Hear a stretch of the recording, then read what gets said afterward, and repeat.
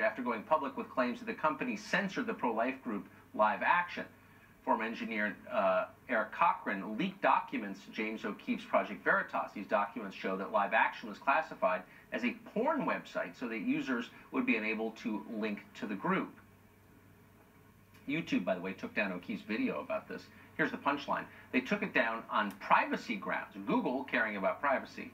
Hilarious. In a statement to this program, Pinterest disagreed. They said they actually blocked Live Action for spreading conspiracy theories. The porn label, they said, was only an internal one since the company's first block list only targeted porn sites. Whatever the reason, they still fired Eric Cochran for bringing the truth to the public. Now he joins us for his first on-the-record interview. Eric Cochran, thanks a lot for coming on tonight. Thank you, Tucker. Why did you do this? I did this because I saw wrongdoing, and the normalization of censorship within big tech companies right now is downright un-American. And I saw this as the fight for abortion. I saw a big tech company saying quietly, saying behind closed doors that they believe that Live Action shouldn't have a platform to speak. And the big thing is, I want them to have to say this explicitly. They need to say this publicly instead of behind closed doors. Right. Well, there is a kind of passive-aggressive, weaselly quality to all of these tech companies' responses. Every single time, oh, it was a mistake, or it was, classified in the wrong category. You worked at one of these companies. Confirm what we suspect. They're lying. Yes, and this is big because this is one of the first stories that shows the definitive proof.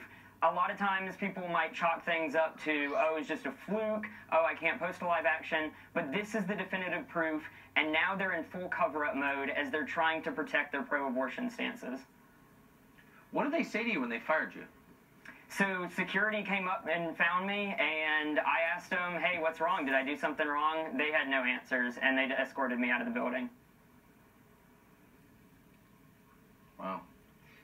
What do you have to say to other potential whistleblowers? There are, I presume, a lot of people at these companies who aren't for censorship.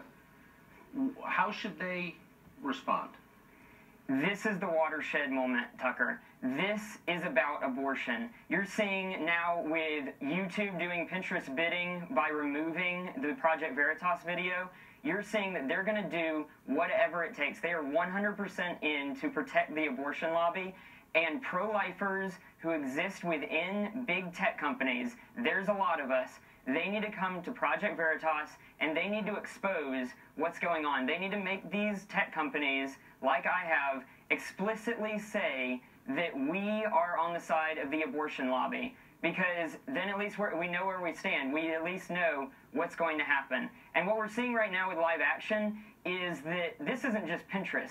Because now that Pinterest does this, now Facebook, there's a hive mind, now Facebook, now Google, they're all going to, with this hive mind, cite this as an example of Live Action spreading dangerous misinformation, and they're going to cite that as an example to censor all pro-life content. So this is the watershed moment, this is the spark for the pro-life movement. Pro-lifers within these tech companies come to Project Veritas, expose what's really going on in big tech. Yes. Tell the truth. Yes, You're a brave man, Eric. Thanks for joining us tonight. Good to see you. Good to see you.